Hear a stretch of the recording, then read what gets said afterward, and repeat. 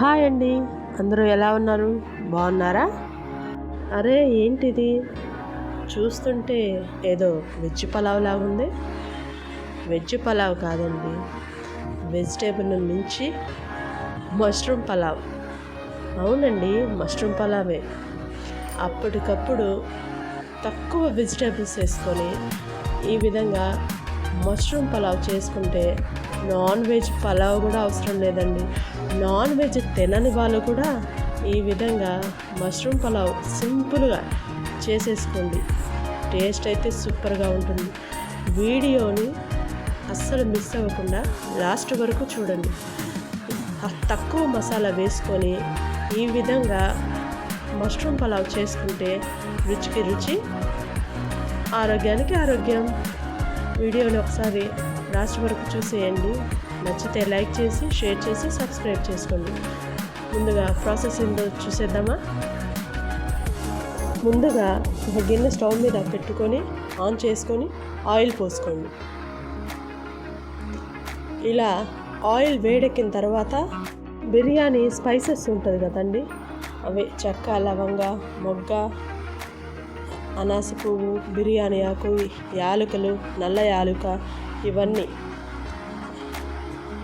ఇలా వేసుకొని కలుపుకోండి. అవి వేసుకునేటప్పుడే ఒక పెద్ద సైజు ఉల్లిపాయ, 5 పచ్చిమిర్చి, 2 పెద్ద సైజు టమాటా, ఒక చిన్న క్యారెట్ అండి, ఈ విధంగా ముక్కలు కోసి ఆయిల్లో ఒక 5 నిమిషాలు వేయించుకోండి. ఎందుకంటే ఎక్కువ వేయిస్తే అన్నం రైస్ వేసేటప్పుడు ఇవన్నీ మరీ మెత్తగా అయిపోతాయి. ఇప్పుడు ఇలా కలుపుకున్న తర్వాత నేను 1.5 కిలోకి 2 ప్యాకెట్ల మష్రూమ్స్ తీసుకున్నానండి.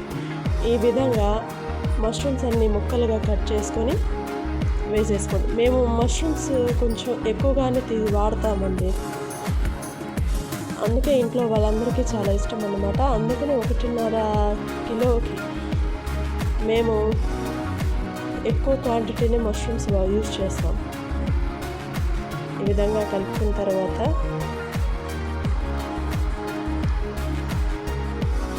కొంచెం కింద పైన కలుపుతూ ఉంటే ఏమన్నా ఇప్పుడు మూత పెట్టి ఒక 2 నిమిషాలు చూడండి. ఆయిల్ ఇలా పైకి వచ్చేసింది కదా. ఇప్పుడు నేను చూపించే పేస్ట్ వచ్చి పచ్చిమిర్చి, కొత్తిమీర, పుదీనా, అల్లం, వెల్లుల్లి అండి. ఇవి మొత్తాన్ని పేస్ట్ చేసి ఈ విధంగా వేసేసుకోండి. వేసేసుకొని కలిపేసుకోండి.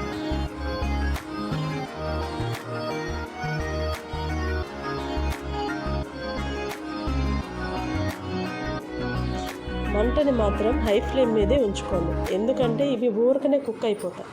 ఇప్పుడు చిటికెడు ఉప్పు వేసుకొని బాగా కలుపుకోండి.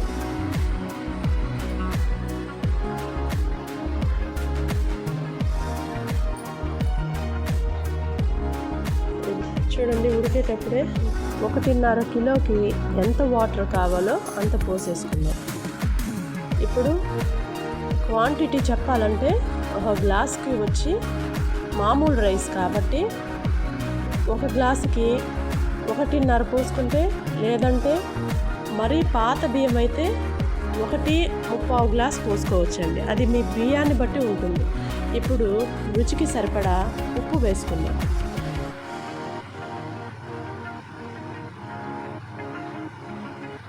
మీ బియ్యాన్ని బట్టి మీరు వాటర్ అనేది అడ్జస్ట్ చేసుకొని పోసుకోవచ్చు. పాత బియ్యమా కొత్త బియ్యమా అని చూసుకొని వాటర్ పోసుకోండి.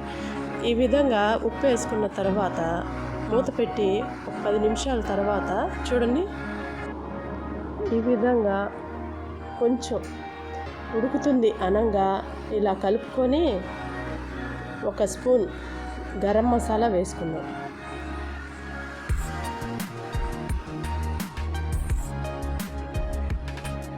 ఈ విధంగా వేసుకొని కలుపుకుందాం. ఇలా కలుపుకున్న తర్వాత మళ్ళీ మూత పెట్టేసుకుందామండి. ఇప్పుడు మూత తీసి చూడండి ఎలా ఉడికిపోతుందో.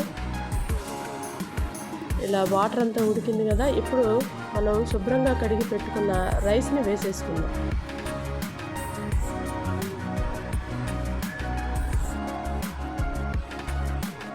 రైస్ని వేసుకొని ఈ విధంగా కలుపుకుంటే బియ్యం అనేది ఒకే చోట ఉండకుండా ఉంటుంది.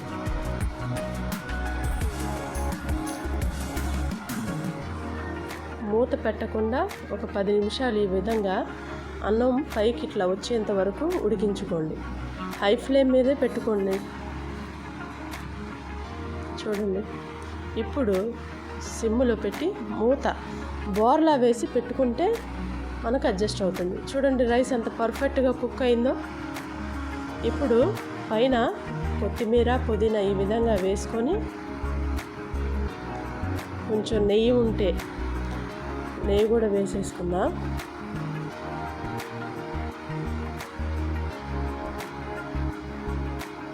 ఇలా వేసుకున్న తర్వాత ఆవిరి అనేది బయటికి పోకుండా మూతని బోర్లా వేసి పెట్టేసుకుందాం.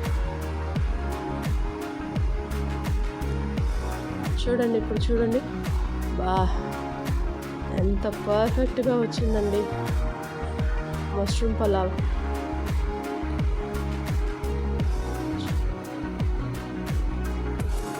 వాటర్ కూడా పర్ఫెక్ట్గా సరిపోయింది. చూసారా? నచ్చిందా అండి మీకు?